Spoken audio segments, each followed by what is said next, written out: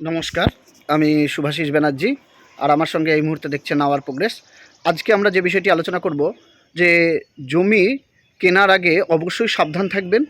কোন কোন জমি আপনারা কনভার্ট করতে পারবেন বা কোন কোন জমি কনভার্ট করতে পারবেন না, এই বিষয়টি আপনাদেরকে আগে জানতে হবে। তারপরে জমি কেনার বিষয়ে আপনারা অগ্রসর হবেন। কারণ প্রত্যেকটি জমির আপনারা দলিলে যে শ্রেণী দেখেন, অ্যাকচুয়ালি সেই শ্রেণীটা কিন্তু থাকে না।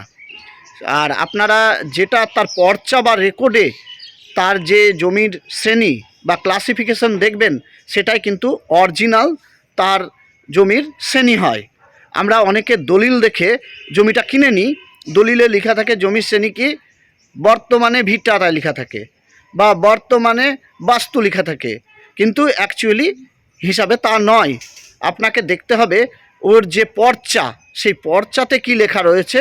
সেই পর্চাতে যদি লেখা থাকে বাস্তু, তাহলে বাস্তু।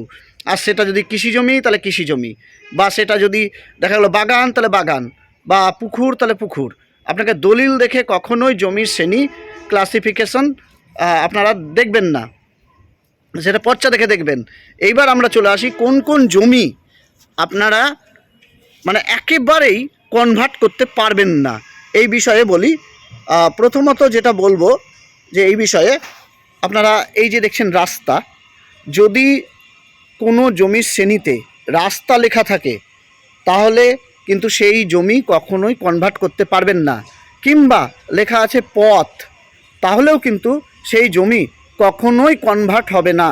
রাস্তা, পথ, জন যদি এরকম লেখা থাকে তাহলে কিন্তু সেগুলো কনভার্টেড হয় না। তাই জমি কেনার আগে অবশ্যই জমির শ্রেণীটা দেখুন, রাস্তা আছে না পথ আছে না জন আছে না কি আছে, এগুলো আপনাকে দেখতে হবে। এবার আরও কিছু জমি রয়েছে যে জমিগুলো আপনার বাস্তবে কনভার্ট করা যায়, কিন্তু খুব কঠিন কাজ। যেমন আপনাদেরকে বলি, এই যে সামনে একটা পুকুর রয়েছে দেখছেন, ঠিক বুঝতে পারছেন না, যাই হোক গাছের জন্য একটা পুকুর রয়েছে। তো এই পুকুরটা কিন্তু কনভার্ট করা যায় বা ডাঙা কনভার্ট করা যায়, কিন্তু এই যে পুকুর কনভার্ট করা যায়, এই পুকুরটা কনভার্ট করতে আপনার প্রচুর সময় লাগবে এবং প্রচুর টাকা ব্যয় হবে, এবং কাজটা খুব একটা সহজ বিষয় নয় পুকুরটা কনভার্ট করা। বা যদি বিল থাকে, খাল থাকে, এইগুলো কিন্তু আপনার যদি জল থাকে সেখানে, এখানে যেখানে দেখতে পাচ্ছেন জল আছে, এরকম যদি জল থাকে তাহলে সেগুলো কনভার্ট করা মানে সম্ভব নয় সেগুলো।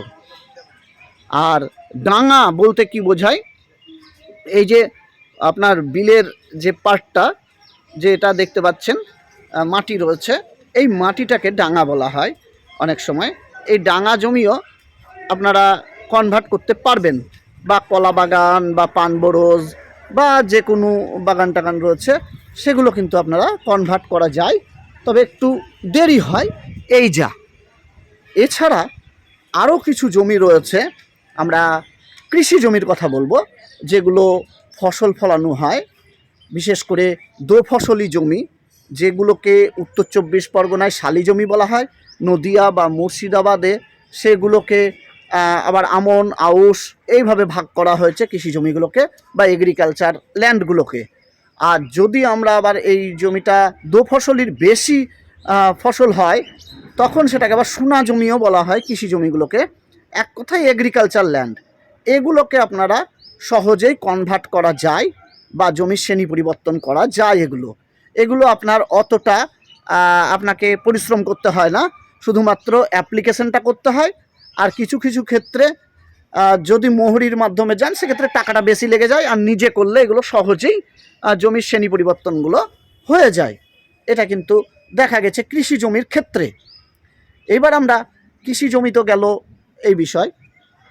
এইবার যদি দেখা যায় বাড়ি আছে কাউরির, ধরুন বাড়ি আছে, তাহলে কোনো অসুবিধাই নাই, আপনি নির্দ্বিধায় সেখানে বাড়ি করতে পারেন এইসব জমিগুলোতে যেখানে বাড়ি লেখা আছে। বা দেখা গেলো যেখানে লেখা আছে ভিটা, ফাঁকা জমি, আপনার যখন ফাঁকা জমি পড়ে আছে লেখা আছে ভিটা, তাহলে আপনি সেগুলোতেও অনায়াসে বাড়ি করতে পারেন, কোনো অসুবিধা আপনার নাই এক্ষেত্রে। যেগুলো বাড়ি করতে পারবেন যেগুলোতে। এবার যদি আমরা চলে আসি যে বাড়ির ব্যাপারটা, যে আপনার যেটা ভিটা বাড়ি করতে পারছেন, বাস্তু লেখা আছে বাড়ি করতে পারছেন, বাড়ি লেখা আছে সেগুলো করতে পারছেন। এবার আপনাদের মনে একটা কথা আসছে যে এইগুলো কারা লিখলো, এই যে খতিয়ানে বা কিভাবে এলো।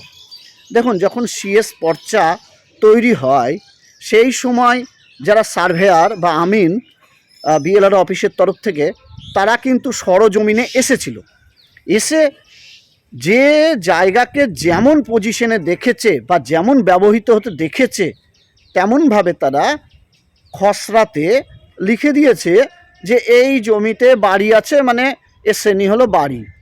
এই জমিতে চাষ হয় মানে এই জমি শালি, বা এই জমিতে দু ফসলির বেশি হয় সোনা, বা এই জমি কৃষি, বা এই জমি আউশ আমন, বা এখানে বাগান যেমন দেখেছে, বা এখানে খাল বিল পুকুর, বা এখানে পুকুর পাড়, যাকে যেমন দেখেছে জমি তাকে তেমন সিএস রেকর্ডে দিয়েছে।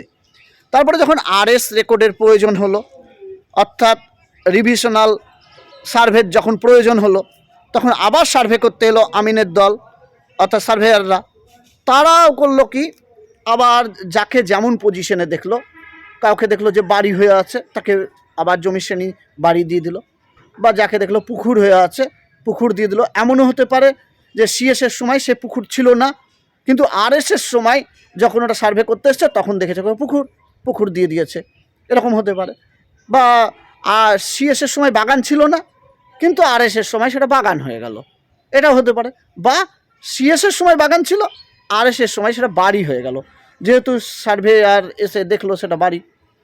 এবার এইরকমই এখন যে বর্তমান রেকর্ডটা চলছে ল্যান্ড রিফর্মস বা এলআর, এটারও যখন সার্ভে হয় তখনও সেমভাবে যাকে যে অবস্থায় দেখেছে তাকে সেই অবস্থায় দেওয়া হয়েছে। এবার আপনি বলবেন তাহলে এর পর যে সার্ভে হবে তখন তাহলে আমি কেন করব না, এখন তাহলে আমি একটা বাগানে বাড়ি করে নিলাম, শ্রেণী পরিবর্তন করলাম না, কিন্তু আমার তখন আবার নতুনভাবে এলআরের পর আবার নতুনভাবে যখন সার্ভে হবে তখনও তো আমার এখানে শ্রেণী পরিবর্তন করে দেওয়া হবে। কিন্তু দেখুন, এবার ব্যাপার হলো বাড়ি করতে গেলে যে নিয়মটা, আপনি একটা জমিতে বাড়ি করবেন, তাহলে আপনাকে বাড়ি করতে যাওয়ার প্রধান শর্ত হলো ভিটাতে বাড়ি করতে হবে, কিংবা বাস্তুতে করতে হবে, কিংবা বাড়ি জমির শ্রেণী থাকবে, তবেই কিন্তু আপনারা করতে পারবেন, তার আগে কিন্তু করতে পারবেন না। এটা কিন্তু একটা ফ্যাক্ট বা ব্যাপার বলতে পারেন এটা। আর আপনার সে কবে সার্ভে হবে কবে কি হবে এগুলো বলা মুশকিল, বা আপনার সার্ভের টাইমে এসে তারা মান্যতা দিল না আপনার জমিকে, বা আগের যে শ্রেণী সেটাই রেখে দিল, তখন তো আরও বিপদে পড়বেন। সুতরাং জমি কেনার আগে অবশ্যই দেখে নিন যে কোন কোন জমি শ্রেণী পরিবর্তন করা যায়, কোন কোন জমি শ্রেণী পরিবর্তন করা যায় না। আর যে জমিগুলো শ্রেণী পরিবর্তন করা যায় সেগুলো আপনি অ্যাপ্লিকেশন করতে পারেন বিএলআর অফিসে, হয়তো একটু দীর্ঘ প্রসেস হবে। যাই হোক, আজকের ভিডিওটি এটুকু থাকলো। ধন্যবাদ ভিডিওটি দেখার জন্য। আমি শুভাশিস ব্যানার্জি আজকের মতো বিদায় নিচ্ছি, আবার পরবর্তী ভিডিওতে খুব শীঘ্রই দেখা হবে আপনার সাথে।